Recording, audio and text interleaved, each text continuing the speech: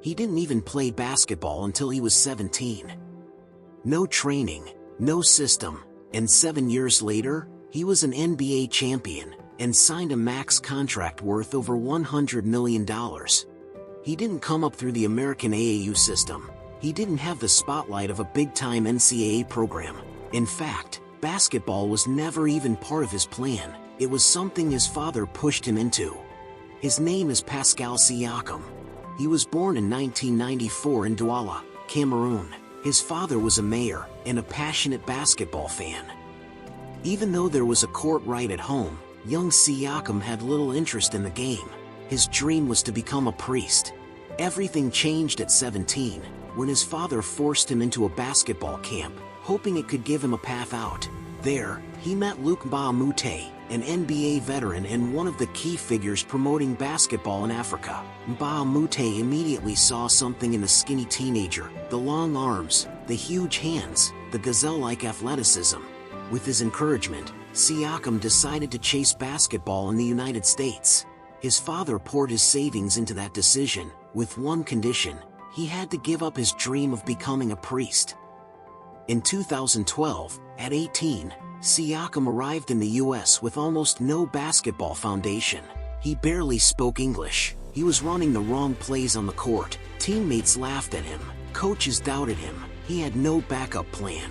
So he woke up at 4 a.m. every day, grinding the only way he knew how, through repetition and effort. 2 years later, he earned a scholarship to New Mexico State and stepped onto the NCAA stage. But just as things started to turn, tragedy struck.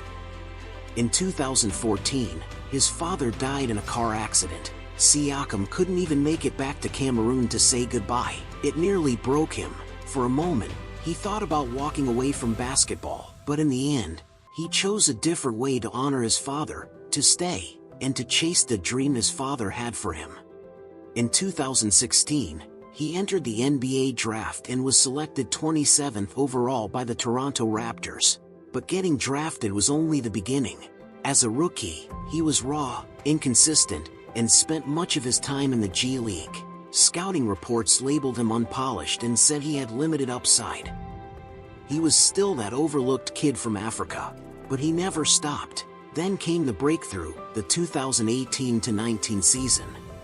Under head coach Nick Nurse, Siakam made a leap. He evolved from a raw athlete into the perfect running mate for Kawhi Leonard. In the playoffs, he played like a man unleashed. Against the Philadelphia 76ers, he attacked relentlessly. In the finals against the Golden State Warriors, he dropped 32 points in a statement game. When the Raptors lifted their first championship trophy, Siakam completed one of the most improbable rises in NBA history, capped by a Most Improved Player award. But he didn't stop there. When Kawhi left for Los Angeles and many predicted the Raptors would fall apart, Siakam stepped up. He signed a max deal and became the face of the franchise. He expanded his game, from pure rim attacks, to a reliable mid-range jumper, to a ball-handling offensive hub. He became an all-star, proving he was more than just a system player. In 2024, he was traded to the Indiana Pacers. In a new environment, he adjusted quickly and became the backbone of a young team. In the 2024-25 season, his partnership with Tyrese Halliburton reached another level. He averaged 24.8 points, 8.7 rebounds, and 4.3 assists on over 50% shooting, the team's most reliable two-way force. The Pacers returned to the finals for the first time in 24 years. Their opponent, the 67-win Oklahoma City Thunder. Siakam gave everything, averaging 27.6 points and 9.4 rebounds. But in Game 7, Halliburton suffered an Achilles tear. Siakam carried the team and played every minute, but it still wasn't enough. The miracle run ended just inches short.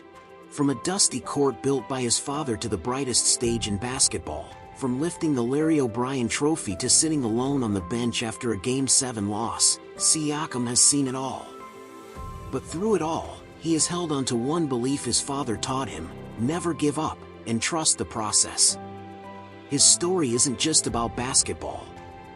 It's about dreams. It's about loss. It's about resilience. It's about a kid from Cameroon who turned his father's vision into something greater than either of them could have imagined. And it reminds the world of one thing: even if you didn't touch a basketball until 19, even if you had no system, no spotlight, no shortcuts, as long as you're willing to keep getting back up, nothing is impossible.